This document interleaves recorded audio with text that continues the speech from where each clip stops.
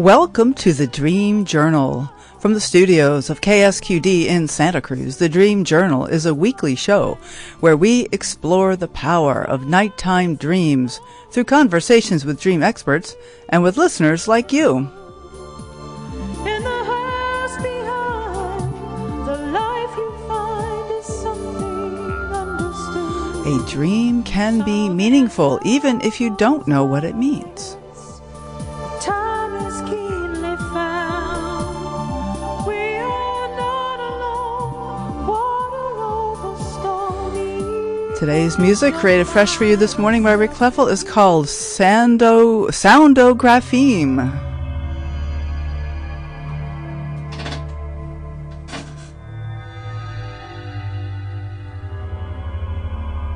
Has a movie ever changed your life? Today, you will meet Tyffany Howard, who creates award-winning documentaries with the express purpose of elevating the consciousness of those who watch them. A former criminal attorney, Tyffany followed the whispers of a dream and stepped into the world of filmmaking. I am your host, Catherine Bell of Experiential Dreamwork, and welcome to the Dream Journal. This year's IASD conference is June 21 to 25 with 5 days of presentations, networking receptions, a side contest, and a fabulous dream ball with a Spotify playlist where you get to suggest the music. I'll be teaching about my treasure hunt approach to dream work through a lecture, as well as a 4-session experiential morning dream group. This is my favorite part of the conferences are these dream groups. Early bird registration for the IASD conference goes through June 1, so go to asdreams.org to register now. It's all online, no flights, just insights. Hope to see you there.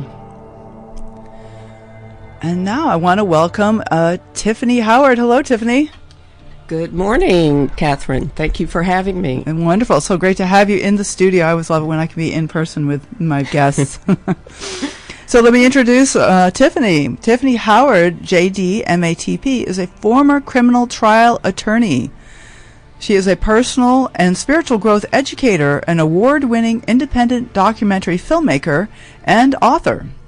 Tyffany earned her second master's degree in transpersonal psychology with a specialization in spiritual psychology from ITP/Sophia University, where she was an adjunct professor for 3 years. Find her at tiffanyhowardfilms.weebly.com, and I'll let you know Tyffany is Tyffany, tiffanyhowardfilms.weebly, weebly.com, and look for her on YouTube at Tyffany Howard Films and at Tyffany Howard. All right, so Tyffany, great to have you here. In fact, not only is Tyffany here, but so is her camera. Turning the camera on herself and on me. So fabulous. So she's working on a film about dreams today. So I'm very excited to host her. And so tell me about your career as a dream maker and documentary creator. Wow. That's a great story. So I was living in Sedona, Arizona, as many people know, is one of the 9 most sacred spiritual places to be, to live, to visit.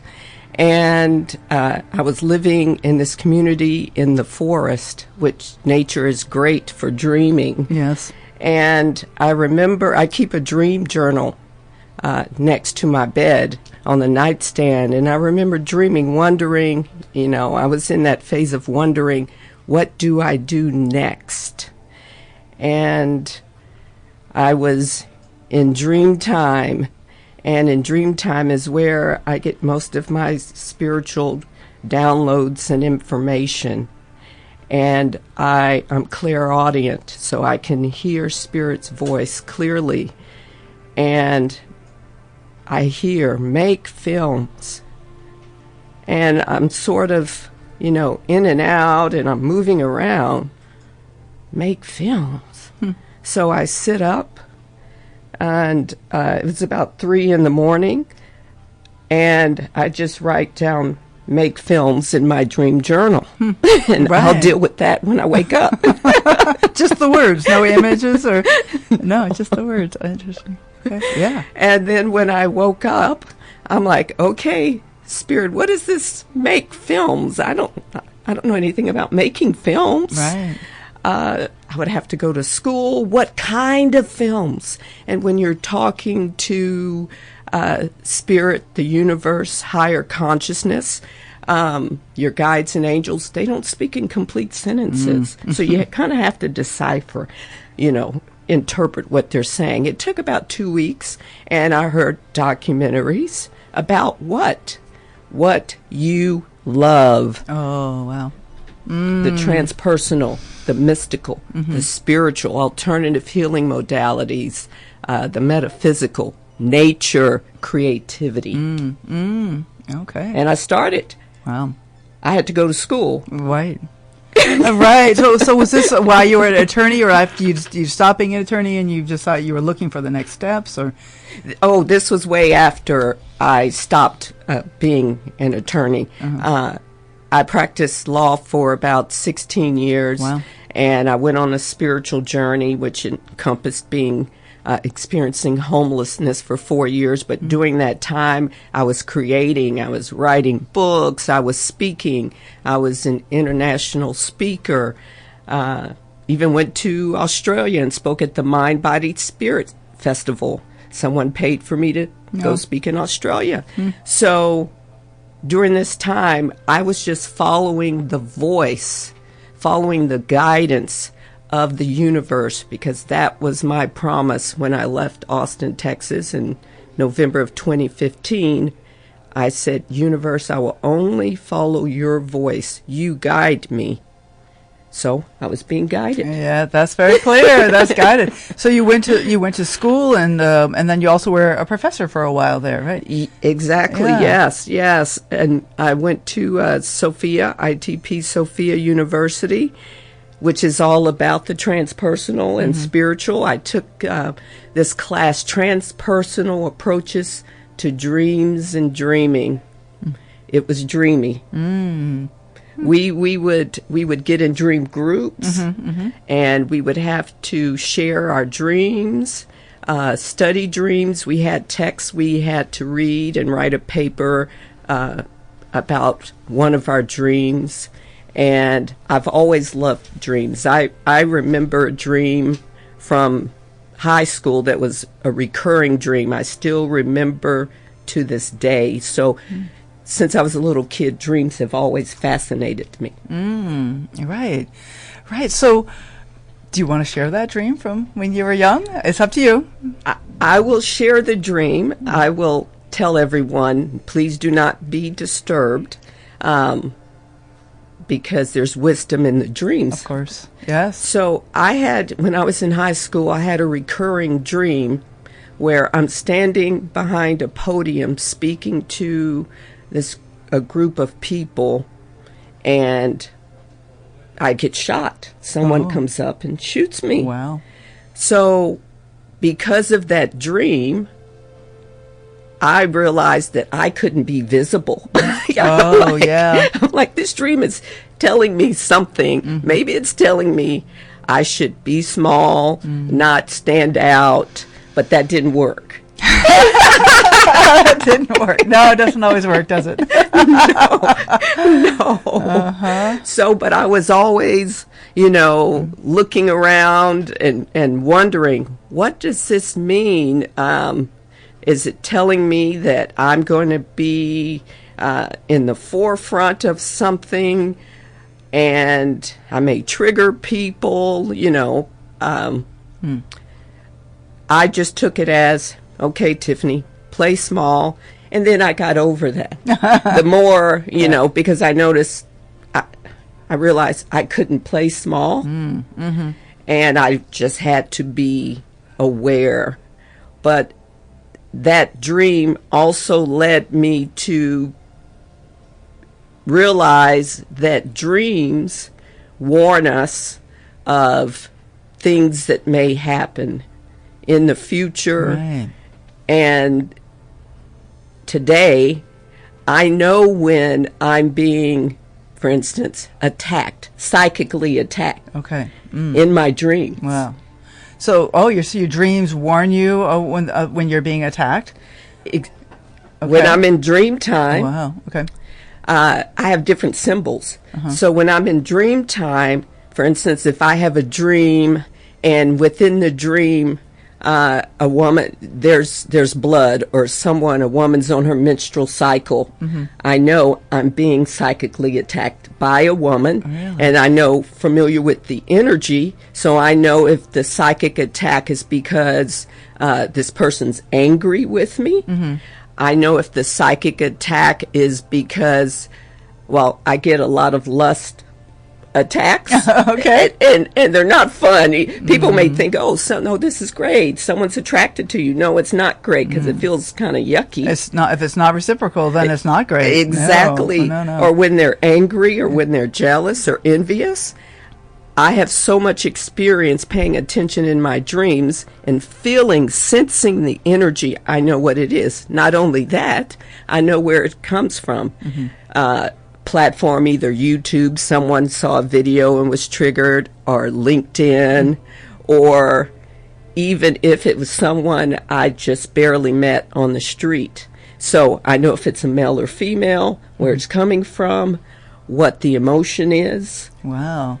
Well, for me, that really kind of connects with that high school dream that you had, if I may speak about your dream. Yes. Yeah, which is that feeling of being attacked, being shot, and that you have this sensitivity to really be aware of what's coming at you from so many different directions. No wonder it's scary to put yourself out there. Yes. So, they say courage is not, it's not being afraid, because courage is being afraid and doing it anyway. And here you are, making films on camera and just putting yourself out there, and yet with the sensitivity that when people are attacking.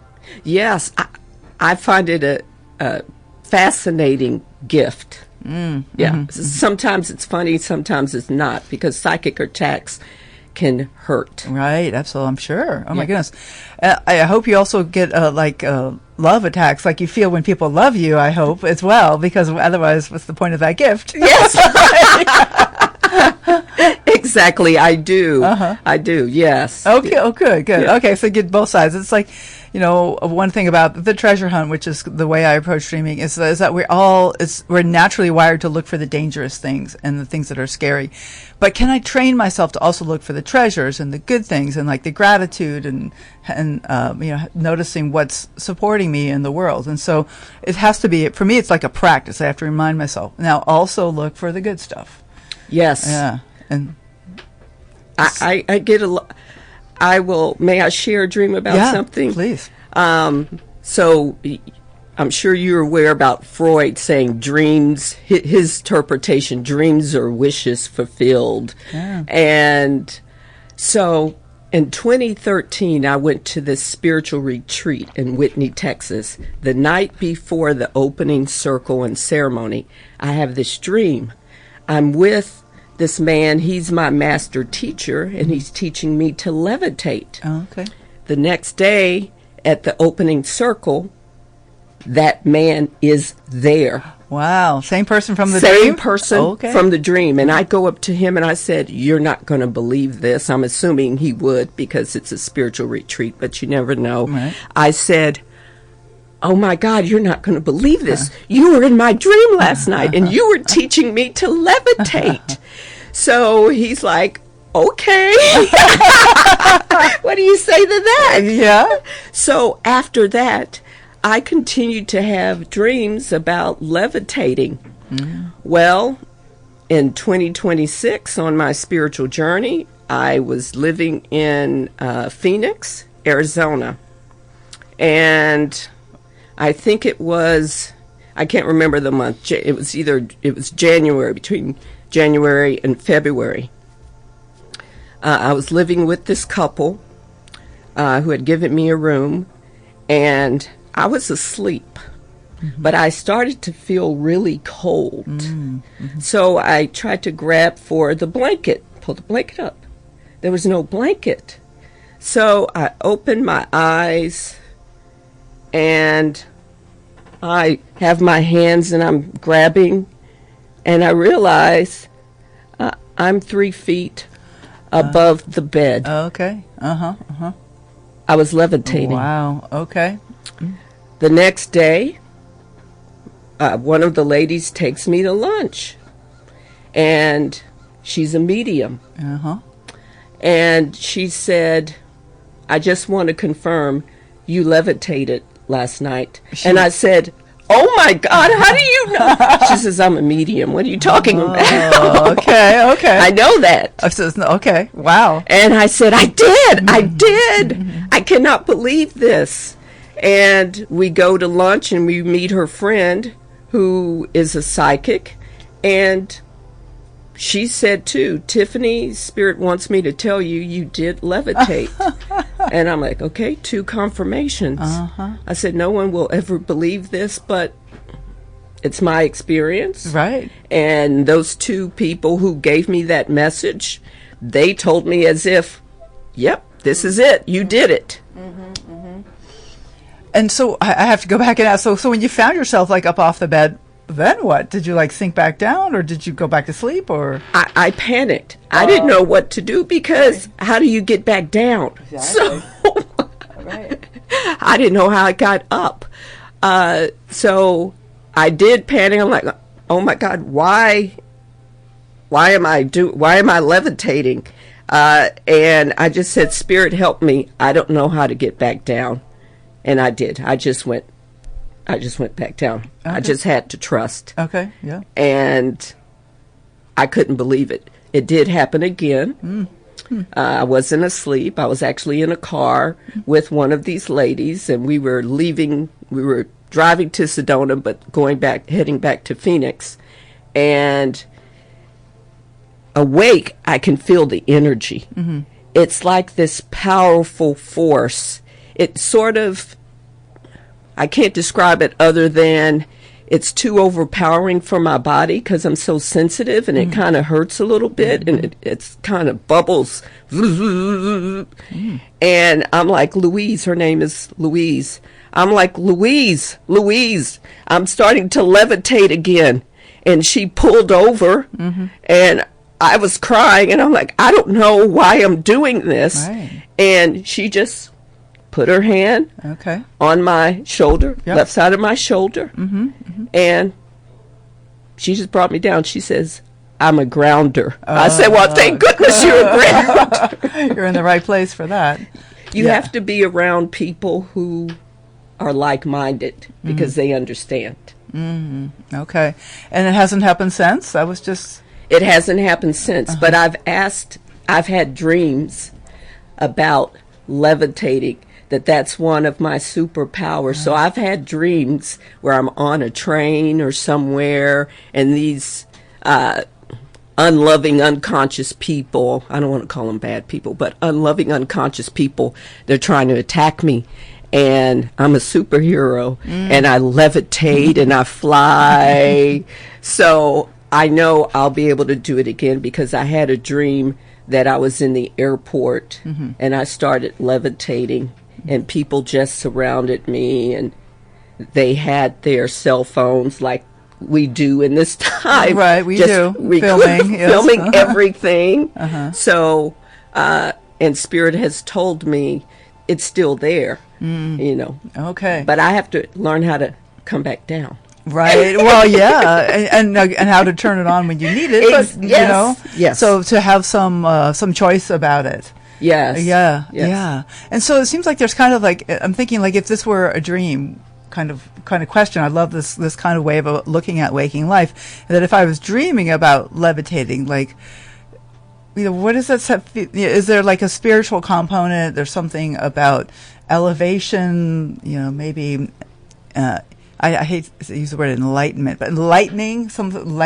Is there something about that seems to be part of the whole phenomenon of the levitation? You know what? I have never thought about that because for me, it's always been about the physical process of levitating, right, of flying, to show people that we are more than these human bodies. We are greater than who we are, because Okay, I always say, universe, use me to show people that we are greater than we've been told we are, than we think we are. Right. Right. Okay. Yeah. Yeah. Yeah. So it's more than it's like they call a white crow experience. Have you heard of this? I think that there's this thing. They're saying that if you think that all psychic phenomena are wrong, that they're fake. There's just nothing true about them, and yet you have one psychic experience. It's like saying that all crows are black. But then you see a white crow and you're like, oh, maybe they're not all black. Maybe some of them are white. And so once you have like a psychic experience like you're talking about, then maybe, like you're saying, it opens us up to the idea that we are more than our human bodies. We're more than who we think we are. We're more than this material self. Meat suits, the meat suits we talk about, wearing this meat suit. And yet if you can take this meat suit and like levitate, then there's something more going on than just the material. Most definitely. Yeah. I mean, this is not Edgar Casey levitate. I mean, we have evidence that people can do this already. The thing is, I was like, okay, why me? Right. Well, I think because I've always been open and curious. I'm multi-sensory. I heard a conversation with Deepak Chopra, and he said, we see what we believe. I believe I can fly. I believe I can levitate. Therefore, I do. Right. Okay. So this, wow, I didn't expect to get off on a little bit. I love this. This is fabulous. So I want to kind of tie it back in with the films that you make, because you are this award-winning filmmaker, and your films, the ones I've seen, that they really spotlight what's remarkable in the ordinary. Like this nun that you interview, who's a medium, and she has this way of communicating that is beyond ordinary, what we would think. And then there's poet that you also have interviewed, and there's a way that you kind of look at the ordinary and see much more than that, which I really appreciate. And where do you get your inspiration for your films? The universe. Oh, okay. I've done it my way, my will. So I've surrendered to the will of consciousness. So I have a list of topics for films all the way, to 2030. That's because I've received those ideas in dream time. So I write them down, and they're in a certain order. And then my guidance, the universe, tells me who is the subject of the film, how to film the film in terms of shots, everything.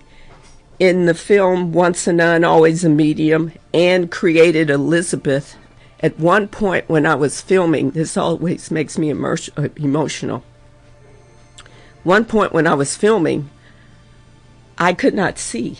Wow. There was some temporary sight loss.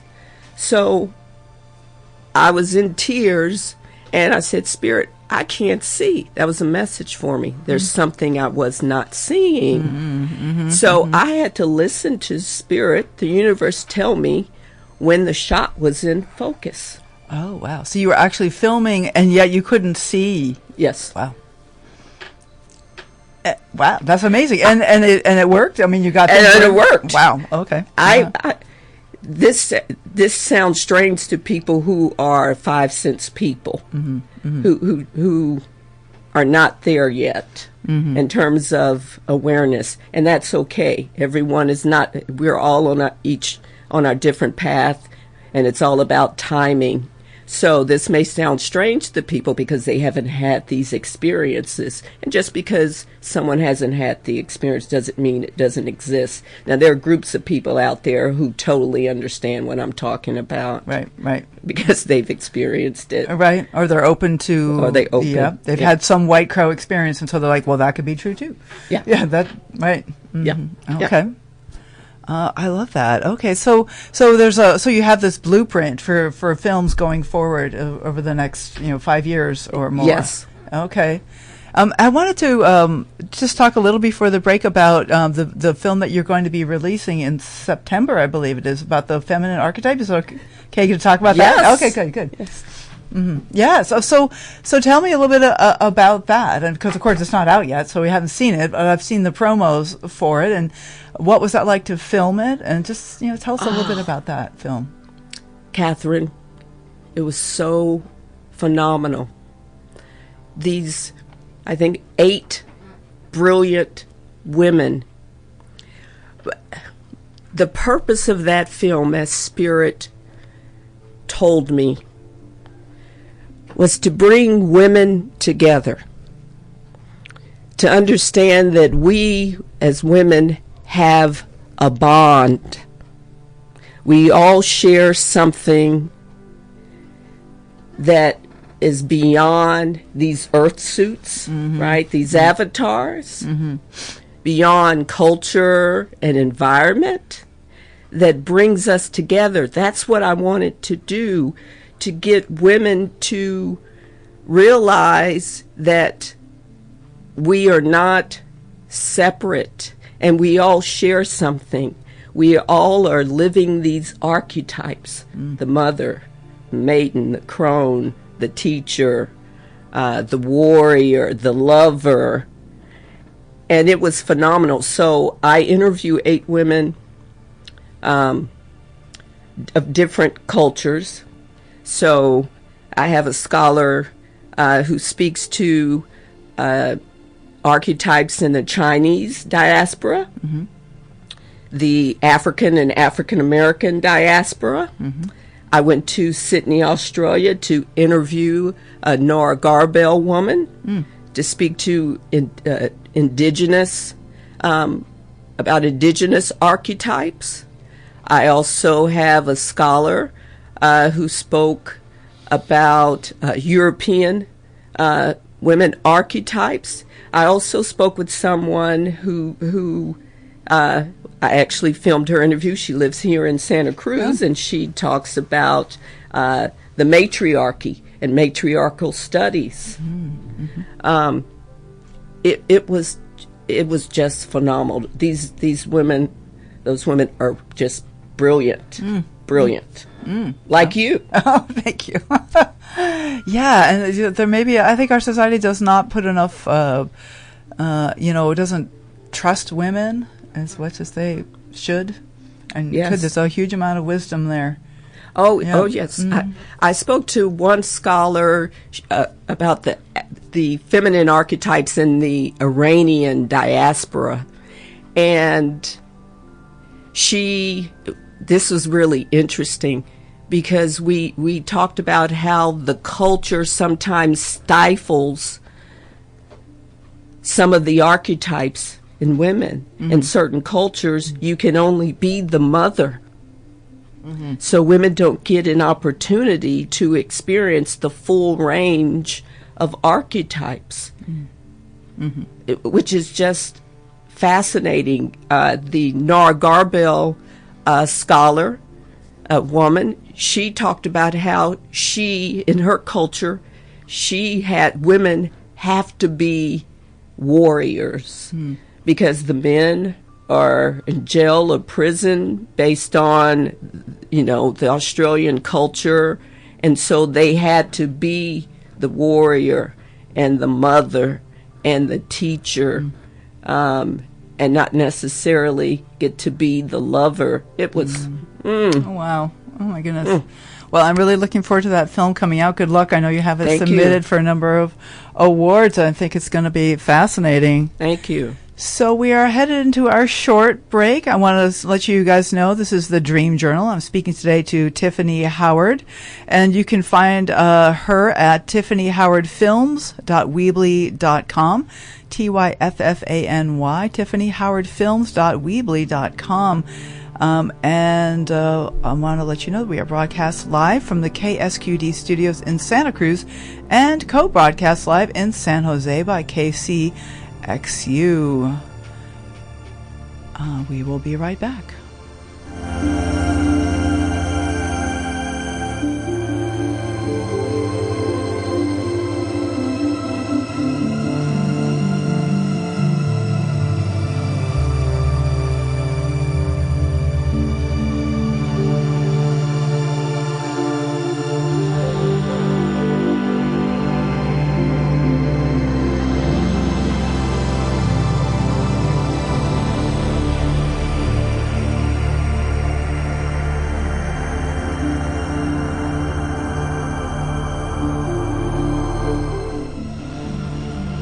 are listening to The Dream Journal. I am Catherine Bell of Experiential Dreamwork. I'd like to send out a special welcome to our far-flung listeners. We have over 30 people online right now, and it's people all over the world are really interested in their dreams. If you want to nudge that algorithm, help spread interest in dreaming, please follow The Dream Journal on your favorite podcast app. You can go to Facebook and Instagram and also LinkedIn to find out about upcoming shows and pod drops by following hashtag The Dream Journal and at Experiential Dreamwork. If you're inspired, please give us a rating or a review because we do want to nudge that algorithm. But really, most importantly, tell your friends. The mission of this show is to get folks talking about dreams, and you can start by telling them about this podcast. Also, you can contact me if you'd like to be a guest on the show to talk about a new book or to let folks know about your dream-related offerings. I told you about the big International IASD conference in June, which you can find out about at asdreams.org. But also, please mark your calendar for a local in-person event at the beautiful Santa Cruz Museum of Art and History. The Festival of Dreams is returning. Mark your calendars for October 10th through 12th.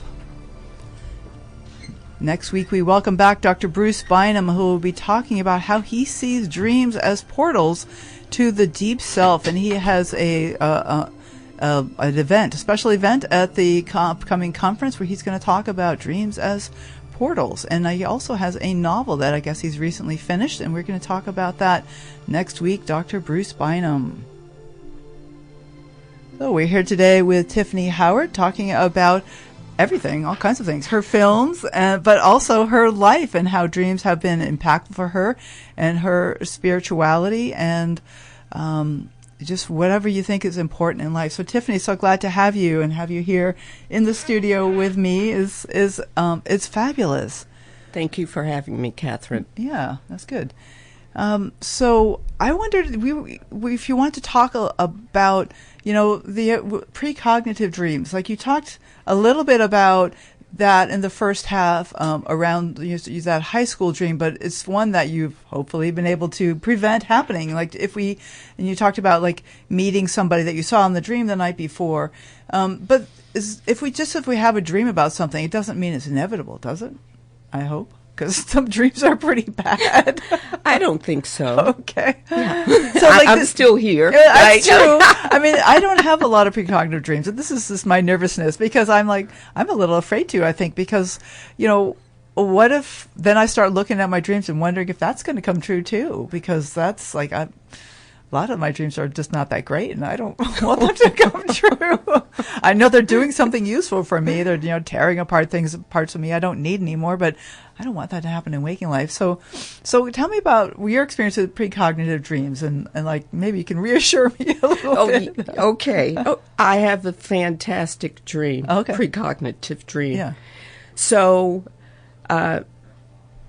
my granddad transitioned years and years ago, but he left a house, and my family, we were going to sell the house. I'm the oldest grandchild.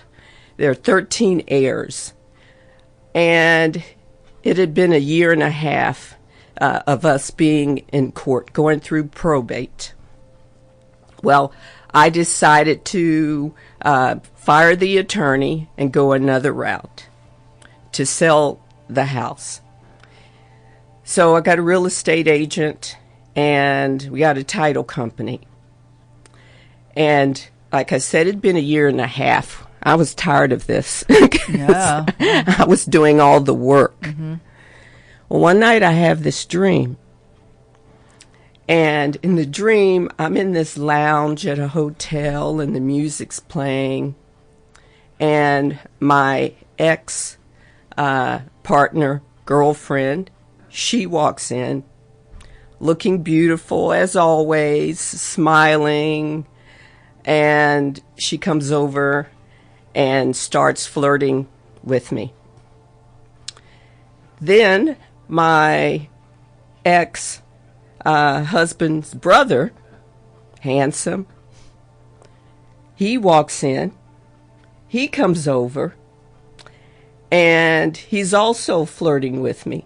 So I have my ex-girlfriend here, who is also my law partner, and my ex-husband's brother, handsome, both attractive, right? Mm-hmm. But my ex-partner, she considered herself a serial cheater. And my ex-husband's brother was always honest and polite and kind. So I have two choices here, both attractive choices. My ex-partner, who I know, cheated on her first husband with her second husband, cheated on her second husband with her third husband, cheated on her third husband with me. Oh. Okay? And then this other attractive offer, kind, loving, generous man. And as the music's playing, I hear someone say, 4:15, 4:15. Okay. I wake up. I'm like, I write it down in my journal. I said, this is interesting. What does this mean, Spirit? I have two attractive people flirting with me. Offers. 4:15. Maybe, does this have anything to do with the sale of the house? Well, 2 days later, my real estate agent calls me. She said, we have two offers. She says, they're both attractive offers. I said, for how much? $415,000. Oh, interesting. She said, both are willing to pay that, but there's this one guy, he doesn't want to pay all. He wants to pay part of it this was in September. He wants to pay part of it in October and a part in December and then another part. I'm like, nope. That's my partner. Oh. The other guy he has the full offer amount of $415,000. He's ready to do the deal now. Okay. That's the guy, my ex-husband's brother. Okay. All right. So even though in the dream you didn't fully decide, but when you heard the waking life offer, it was very clear which one to choose. Exactly. Yeah. Yes. Okay. Yes. Oh, interesting. And exact that amount, 415. Exact that amount. Okay. Oh, that's very cool. Isn't that cool? That is. I thought it was fascinating. I'm like, thank you. Right. Yeah, no, maybe it's helpful to have some information, like it will, help us go forward. So I also wanted to touch into a topic that you mentioned you were interested in, which is dreams that are wishes of the soul. So you could say a little more about that. What is dreams that are wishes of the soul? Yeah. That was the filming. Filming was a dream that was a wish of the soul. So at Sophia, I remember I mentioned the class, the transpersonal approaches to dreams and dreaming. Well, we had to select a book to read from 3 or 4 books. I selected a book, I can't remember the title, but it was written by Robert Moss. Oh, yeah. Mm-hmm. It's about the Iroquois and their dream wisdom. And in the book, it talks about how the soul has certain urges and desires, and it will guide you. And if we do not fulfill those urges and desires, not only could it make you sick, but it could also cause death. So I read that when I was in that program.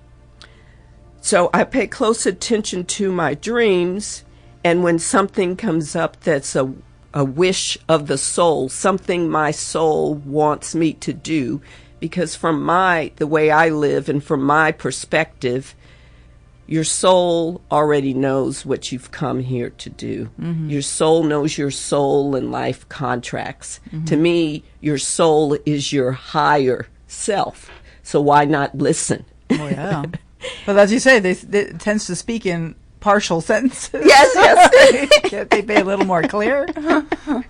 So I believe that the dream about making films and other dreams I've had are wishes of the soul wanting, and I followed that because I knew, or I believed, that if you don't, that could cause some physical or mental illness. Think about people who walk around and they follow what society or their parents tell them to do, but their soul, they have this dream of doing, right? Of doing something. Yeah. It's burning inside of them, and they don't follow it.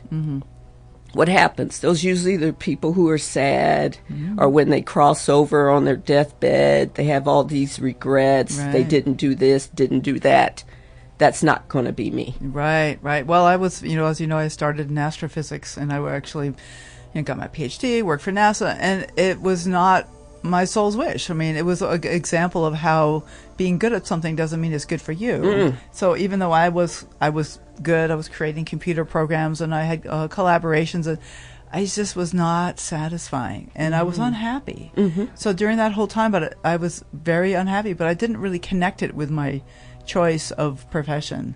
And it wasn't until I got away from that and started to listen more to my dreams that I started to feel more satisfied and connect more deeply with myself and my soul, as you're saying. Yes. Yeah. I will tell you, I have this dream right now. It just popped in. Yeah. So I'm at a party, and I see this woman across the room. She has black hair. So for the longest time, I've been asking the universe, when will I meet my evolutionary partner who understands that relationship is really a spiritual connection? So I'm at the party, I'm dancing, and across the room I see this beautiful woman with black hair. And I started going up, levitating. She levitates. We meet in the center and grab each other. I know she's my evolutionary partner, and she's out there because she comes to me in my dreams. I can feel her energy. It's so intense. So when I'm in dream time and I'm sleeping and I feel her energy, I feel her presence, and I keep my eyes closed, and I just want to sit in that, right? That moment. And I begin to talk to her. Hi, love. I'm ready. I'm waiting to meet you. Thank you for continuing the conversation, because we've been doing this for a while. But my guidance has told me I'm not ready yet. I'm on step 2. Okay, but you're warming up the feeling. I'm right? warming up. Yes. Exactly. But she always comes to me in dream time. Okay. Oh, I love that. That's sometimes about those kinds of dreams I get, like this sense, like, yes, I do know how to love. Right? Because sometimes when I was single for so many years, I felt like there was no hope because I didn't know how to love. But then these dreams would tell me, yes, you do know how to love.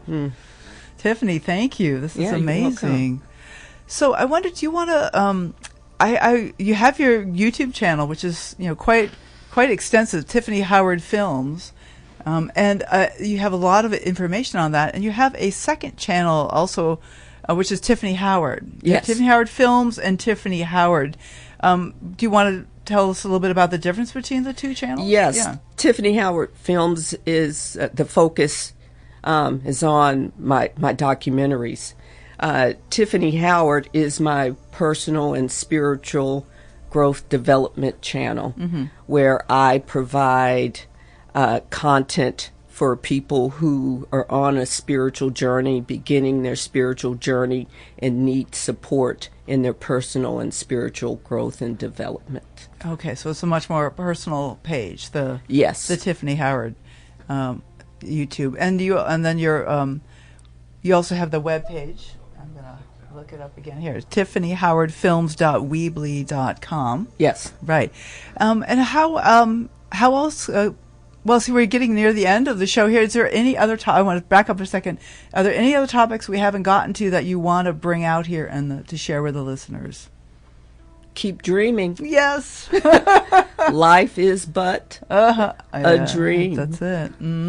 Right, right. And maybe the whole levitation thing is like proof that it is just but a dream. Because in a dream, we wouldn't be surprised to rise up. And yet here you were doing this in waking life. So, and I'm not the first. yeah, not the first. Exactly. Not at all. Okay, so best way for folks to get in touch with you is through your webpage, or what do you recommend? My webpage. Also can email me at tiffanyhoward@yahoo.com, and I respond right away. Okay, wonderful. So, it seems like we're wrapping up. Do you have? I would love if you could riff just a little bit about like inspiration. Like, do you have? How would you share with our listeners some inspiration, something that you found inspirational, or that you would like to say to the listeners? Life, all life inspires me. Yeah. For the sky, the one-legged, what we call trees, the ocean, the winged ones we call birds. You inspire me because you are but a reflection of me. Life inspires me. I'm happy to be alive. I'm happy to be able to contribute the way that I do and how I do it. I'm grateful for everything, even the homelessness experience, because all of it is just an experience. It's not who we are. Right. And I hope this conversation resonates with people and that people find their way to Tyffany Howard Films and look out for my documentary that I'm filming now, which I'm interviewing you today for, Yes. Dream, Wisdom, and Healing. I will be sure to let everybody know about the film when it becomes available. I'm excited.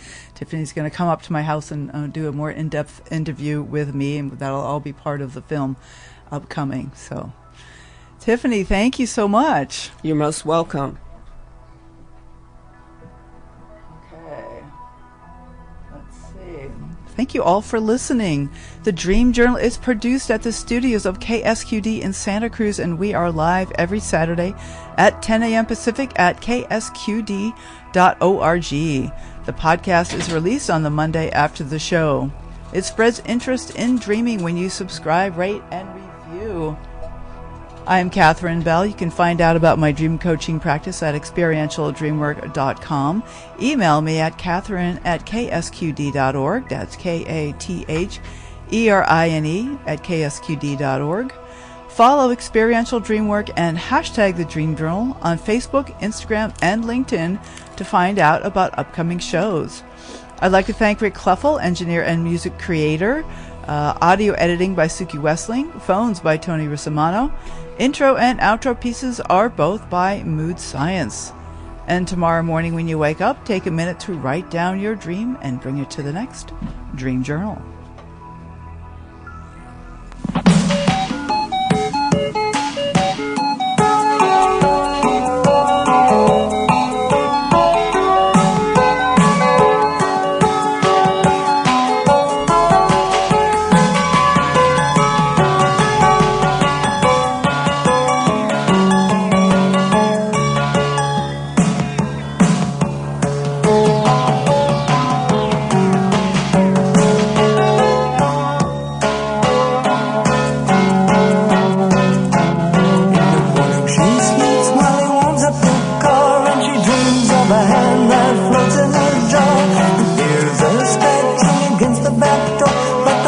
Sound asleep on the